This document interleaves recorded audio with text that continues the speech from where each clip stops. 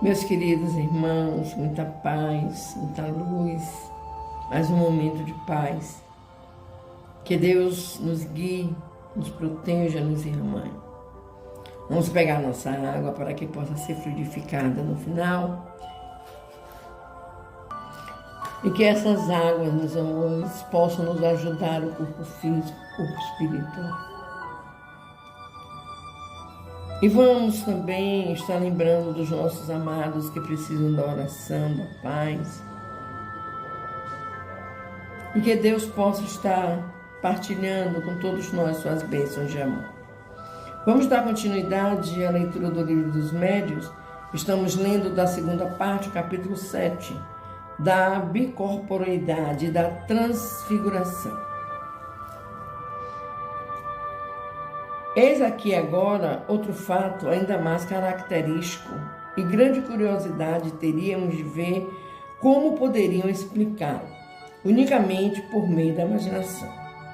Trata-se de um senhor provinciano que jamais quisera casar-se, malgrado as instâncias de sua família que muito insistira, notadamente a favor de uma moça residente em cidade próxima e que ele jamais vira.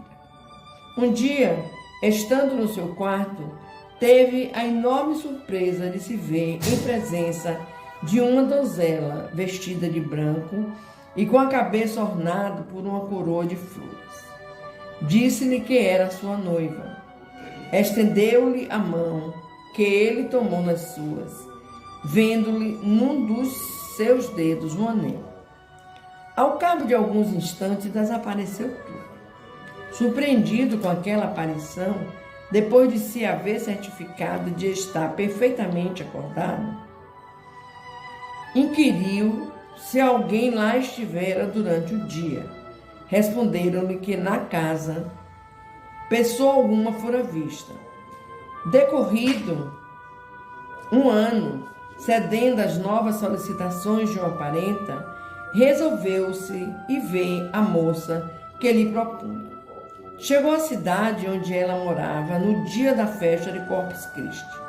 Voltaram todos da procissão e uma das primeiras pessoas que lhe surgiram ante os olhos ao entrar ele na casa aonde está, foi uma moça que lhe não custou reconhecer como a mesma que lhe aparecera. Trajava tal qual a aparição, porquanto esta se verificava também no dia de Corpus Christi. Ficou atônito e a mocinha por seu lado soltou um grito e sentiu-se mal.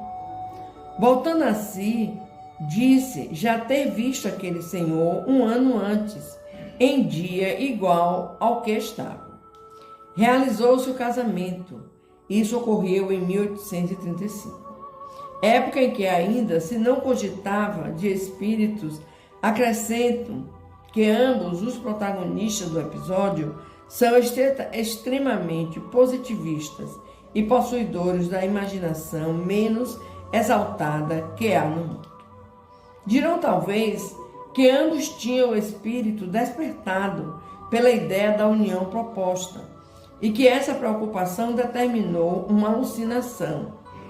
Importa, porém, não esquecer que o marido se conservara tão indiferente a isso que deixou passar um ano sem ver a sua pretendida.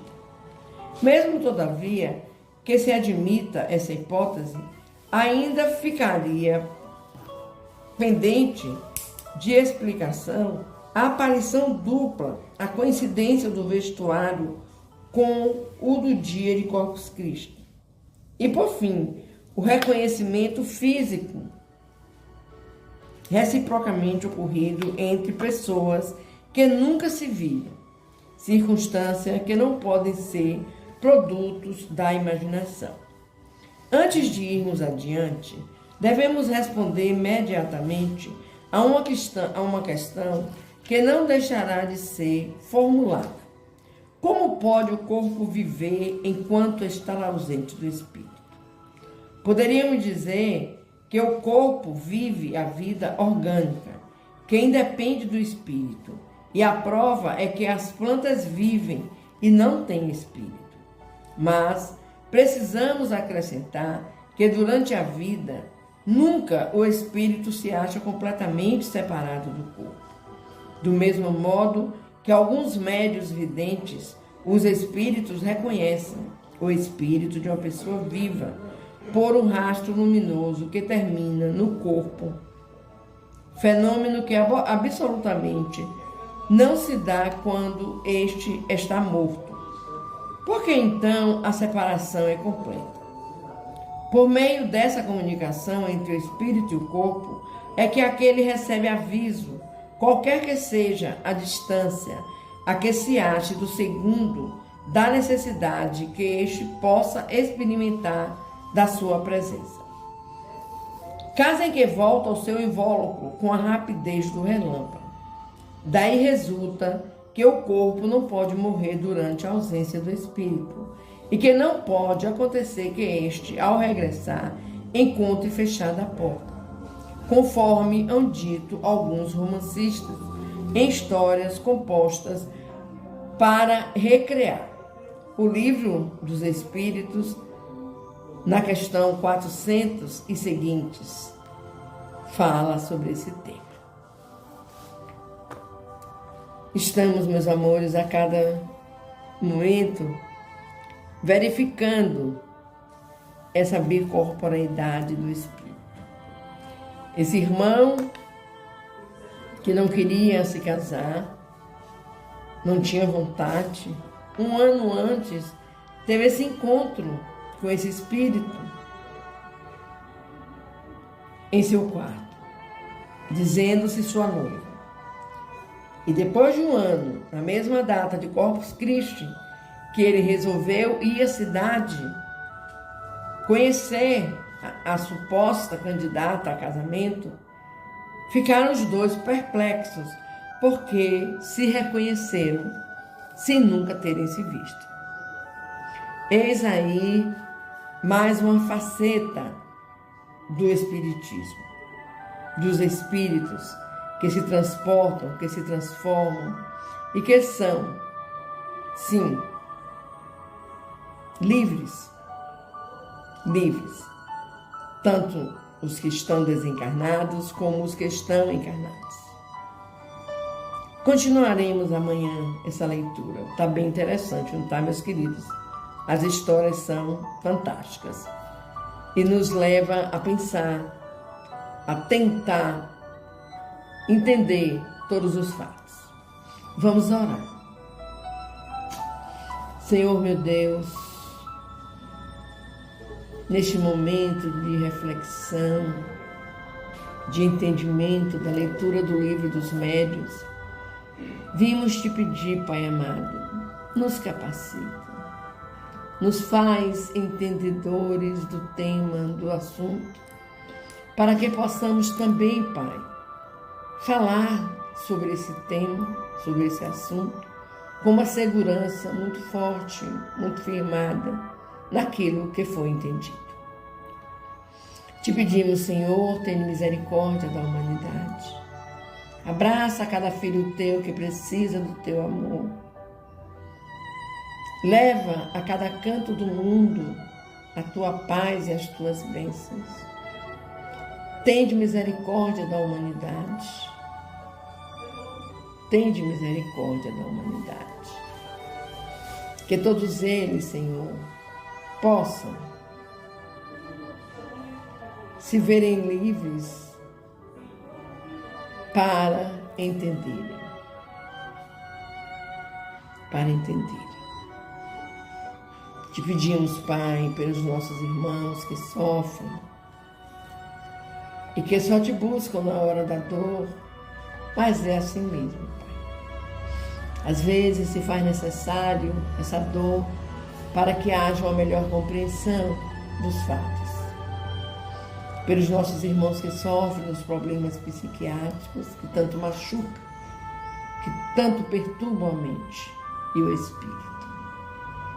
Te rogamos, meu Deus, tenha misericórdia. Que nossa Mãe Maria, nossa querida Mãezinha do Céu, esteja adentrando cada lar, buscando aí deixar o seu ósculo, a sua paciência, o seu carinho, a sua presença amada, transmitindo a esses componentes desse lar o amor que se fizer necessário para o crescimento, para a evolução, para a paz. Te pedimos, Pai, pelos nossos irmãos que usam os vícios e que por causa dos vícios adquirem tantas doenças psiquiátricas, Senhor, e são tratados como loucos, como alucinados. Nós te rogamos, meu Deus, envie os benfeitores de luz para esses lugares onde esses irmãos se juntam, se aglomeram, e que eles possam receber esse passe magnético e se sentirem melhor depois do passe. E que eles consigam, Pai, através do amor dos seus familiares, o retorno ao lar. Mesmo que continuem tratando, mas que ele está junto com a família. Gratidão, meu Deus. Gratidão. E assim, meus queridos, vamos fechar os nossos olhos. Vamos sentir a presença de Mãe Maria a nos dar colo, a nos acariciar como uma mãe protetora. E vamos fazer a oração que Jesus nos ensinou para conversarmos com o Pai. Pedindo à espiritualidade amiga que venha a fluidificar as nossas águas e que essas águas nos tragam um alívio para o corpo físico e para o corpo espiritual.